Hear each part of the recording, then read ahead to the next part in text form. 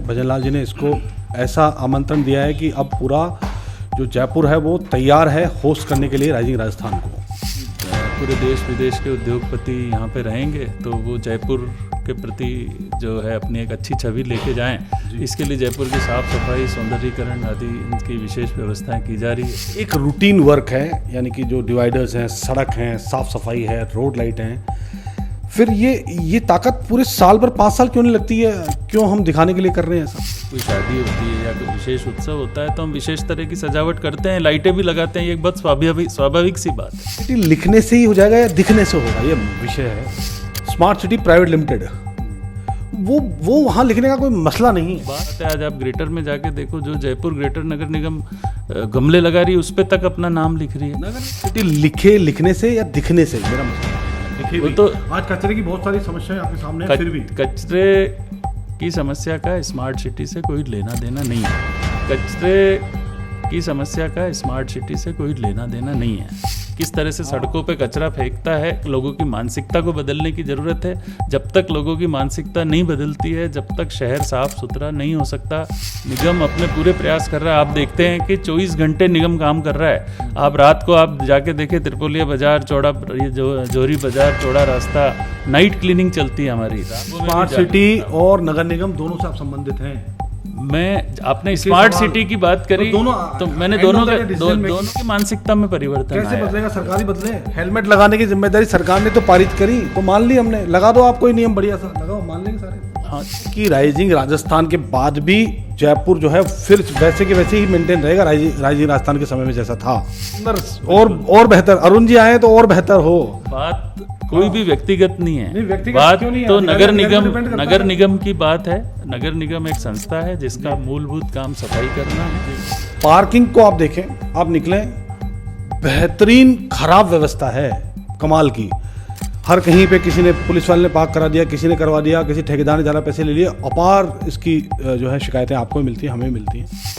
Street vendor ने भी व्यवस्था पूरी जो है भंग करी हुई है। वो कह रहे हैं साहब हमें क्यों नहीं आप लाइसेंस दे रहे हो, जिससे पता लगे कि कौन व्यक्ति रजिस्टर्ड है कौन नहीं है। व्यवस्थाओं में बनाए रखें। 2-3 महीने में कार्ड मिल जाएंगे उनको। मतलब इस साल के खत्म होते होते कार्ड मिलने लगेंगे लोगों को।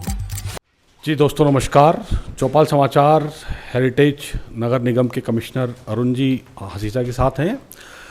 अरुण जी, राइजिंग राजस्थान में नहीं, भारत में नहीं, अब तो पूरे विश्व में जो है भजनलाल जी ने इसको ऐसा आमंत्रण दिया है कि अब पूरा जो जयपुर है वो तैयार है होस्ट करने के लिए राइजिंग राजस्थान को। हेरिटेज सिटी है और बहुत सारी चीज़ें आपके कंधों पे भार है। कैसे देखते हैं स्वच्छता, सफाई और जयपुर के इमेज को राइजिंग राजस्थान में? राइजिंग राजस्थान 9 से 11 दिसंबर आयोजित होगा। यह एक तरह का इंटरनेशनल ग्लोबल समिट है जिसमें देश विदेश से जो भी निवेशक हैं, उद्योगपति हैं, वो राजस्थान में आएंगे। राजस्थान में उनको उद्योग विभाग द्वारा विभिन्न प्रकार के निवेश के प्रस्ताव दिए गए हैं। विभागों के बीच में और निवेशकों के बीच में कई MOU हो गए हैं प्री समिट में। कई बड़े MOU उस दौरान होंगे। तो उस दौरान चूँकि पूरे देश विदेश के उद्योगपति यहाँ पे रहेंगे तो वो जयपुर के प्रति जो है अपनी एक अच्छी छवि लेके जाएं। इसके लिए जयपुर की साफ सफाई, सौंदर्यीकरण आदि इनकी विशेष व्यवस्थाएं की जा रही है। इसमें जो भी उनका रूट रहेगा, या पूरे जयपुर में ही लगभग सभी डिवाइडर्स को ठीक किया जा रहा है, उस पर उसका सौंदर्यीकरण किया जा रहा है, उन पर पेंटिंग की जा रही है। जो प्लेटफॉर्म टूटे हुए हैं उनको ठीक किया जा रहा है, डिवाइडर ठीक किए जा रहे हैं, सड़कें जहाँ पे गड्ढे हैं वो ठीक किए जा रहे हैं। और यथासंभव जितना सुंदर हम कर सकते हैं जयपुर को, जहाँ के पर्यटन स्थलों को, उनको सुंदर करने का प्रयास किया जा रहा है। ये एक रूटीन वर्क है, यानी कि जो डिवाइडर्स हैं, सड़क हैं, साफ सफाई है, रोड लाइट हैं, फिर ये ताकत पूरे साल भर 5 साल क्यों नहीं लगती है? क्यों हम दिखाने के लिए कर रहे हैं ऐसा?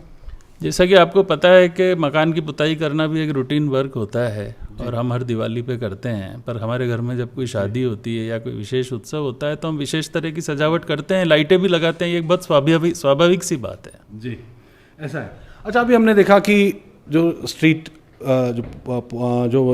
लाइट्स वाले पोल हैं उसमें ये लगा हुआ है, स्मार्ट सिटी के लगाए हैं आपने, छोटे छोटे, जो क्या बोल सकते हैं उनको आप।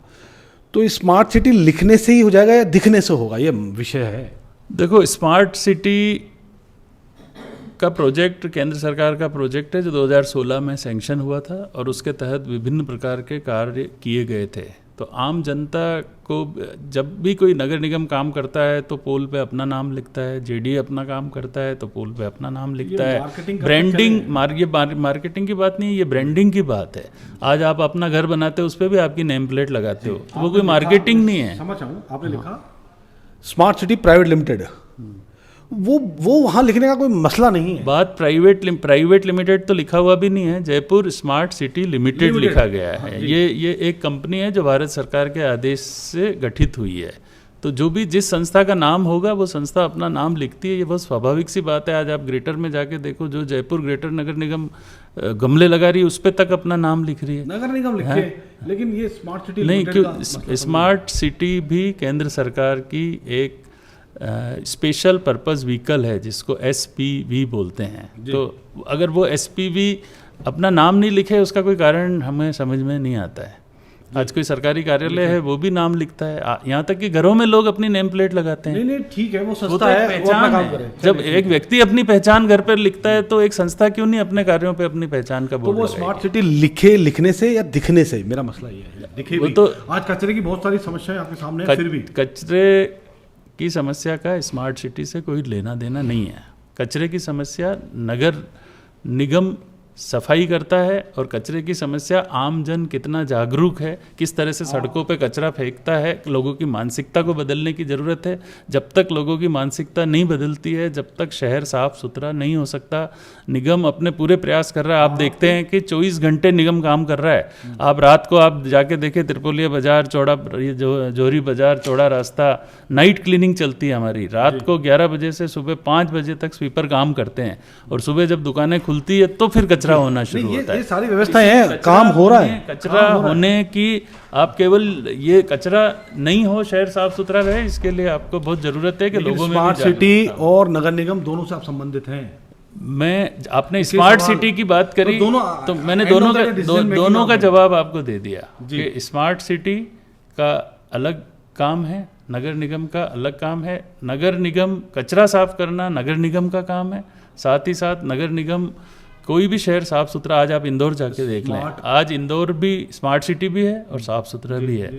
वहाँ के लोगों की मानसिकता में परिवर्तन कैसे बदलेगा? सरकारी बदले। हेलमेट लगाने की जिम्मेदारी सरकार ने तो पारित करी, तो मान ली हमने, लगा दो आप कोई नियम बढ़िया सा लगाओ, मान लेंगे सारे। हाँ, तो उसके लिए हेलमेट कैसे लगाइए आप भी जानते हैं कि आज हेलमेट अधिकांश जनता सिर्फ दंड के भय से लगाती है, अपने आप नहीं लगाती। तो आज आप राजस्थान के दूसरे शहरों में चले जाओ, वहाँ दंड नहीं है तो वहाँ हेलमेट भी नहीं लगता। आज जयपुर में चूंकि पेनल्टी होती है इसीलिए हेलमेट लगना शुरू हो गया। तो इसीलिए कचरे की सफाई अभी तो समझाइश का दौर चल रहा है, इंदौर में भी चला था। शुरू में लोगों को समझाया गया, IC के कार्यक्रम किए गए, जगह जगह पेंटिंग कराई गई, एक माहौल बनाया गया।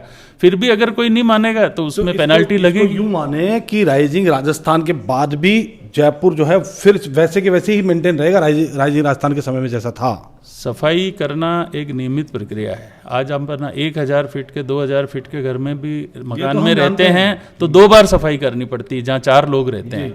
हम लाखों स्क्वायर फीट और करोड़ों स्क्वायर फीट और जहाँ पे लोगों पे भी अपना कोई नियंत्रण नहीं है उसको साफ रखना, तो ये एक निरंतर प्रक्रिया है जो राजस्थान राइजिंग राजस्थान से पहले भी चलेगी और आगे भी चलेगी। ऐसा सुंदर और बेहतर अरुण जी आए तो और बेहतर हो। बात कोई भी व्यक्तिगत नहीं है, बात तो नगर निगम की बात है।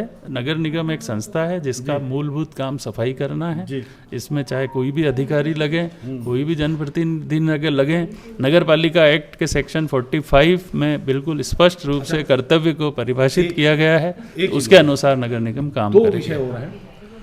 पार्किंग को आप देखें, आप निकलें, बेहतरीन खराब व्यवस्था है, कमाल की। हर कहीं पे किसी ने, पुलिस वाले ने पार्क करा दिया, किसी ने करवा दिया, किसी ठेकेदार ने ज़्यादा पैसे ले लिए। अपार इसकी जो है शिकायतें आपको मिलती हैं, हमें मिलती हैं। ये कैसे व्यवस्थित हो?